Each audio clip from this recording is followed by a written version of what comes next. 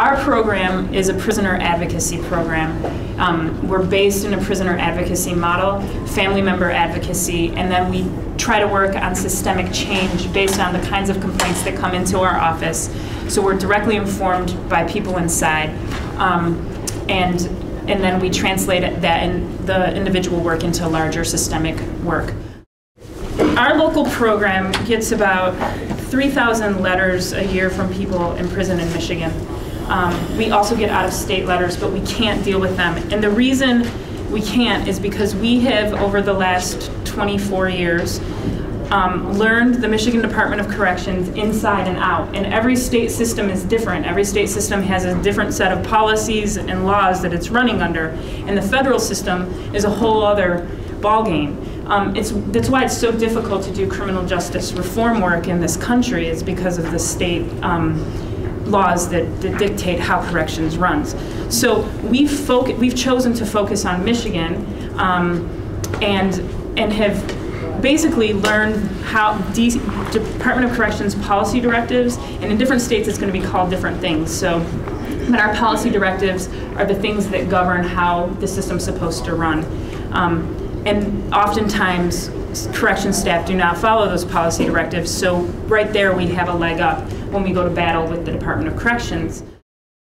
The mission of AFSC is to see the debt of God and the dignity of every human being, and that includes corrections peoples. So we try to develop relationships so that we can hold them accountable for how they're treating people in their system. AFSC as a whole is an abolitionist organization. I mean, we would like to see the demise of the prison system, and we'd like to see it dismantled and rebuild something else. But we know that in the here and now, that's not going to happen.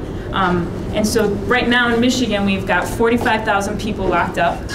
We have 38 prisons. We have 8 prisons in the Upper Peninsula of Michigan, which is in the middle of nowhere for a lot of folks. It's very clear that those prisons were put there to provide jobs for Upper Peninsula residents. 40% of the letters we get and complaints from family members are around health care, inadequate health care services, and inadequate mental health care services. So we have been shut down by the Department of Corrections over and over again. We used to basically call the medical center at the prison and ask for information and get it over the telephone.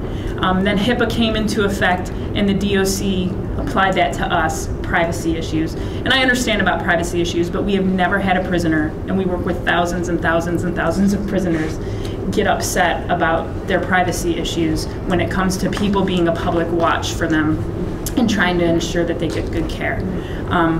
And so they shut us down through the telephone, but now what we do with healthcare issues is actually email everybody and their brother about if something's going wrong with somebody's healthcare. But, and I can't stress this enough today, building a case is so critical. Having documentation is so important to be taken seriously by anybody in position of power. And so I want to trust people, you know, right when I am in contact with them. I want to trust them from the get-go, and I hope that we foster that sort of trust building with people. When somebody has a consult with a medical provider in the system, they're not getting detailed information about their healthcare issues at all. It might even be an adversarial sort of setting when they're in a healthcare visit. And so they need to have as much information as they can get, and we try to provide it. We send in a packet this thick on hepatitis C, so that when somebody writes to us and they have just recently been diagnosed with hep C, we'll send in that education information, and we'll explain to a person what the DOC should be doing in order to monitor their hep C and to treat their hep C eventually. If somebody sends us a letter and says, you know, I was supposed to have my blood drawn, it's been, for hep C, it's been 9 months and I haven't had a blood draw. And so this person knew they were supposed to. Obviously a lot of people don't know that. We will write to the people we've been told to write to at the Department of Corrections, or we'll call them.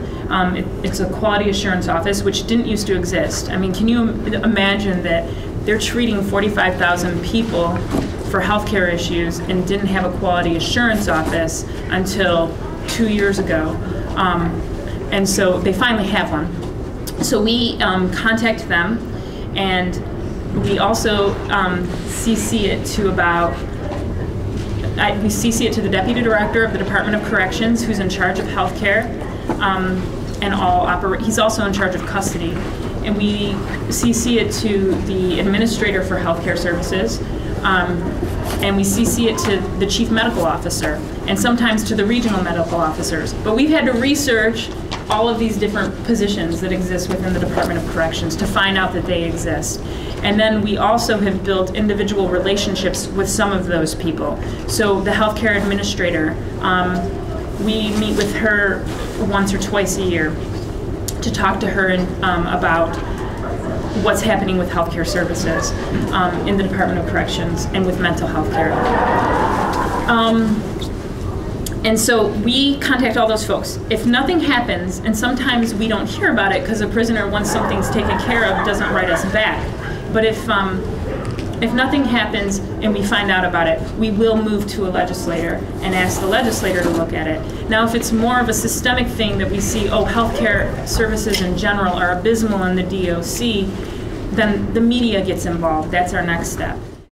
The cases that come into our office that are segregation related, we have much more of a writing relationship with those people because a lot of folks have been cut off from their families, and they need to hear a kind word every now and again. So we try to write with them more frequently.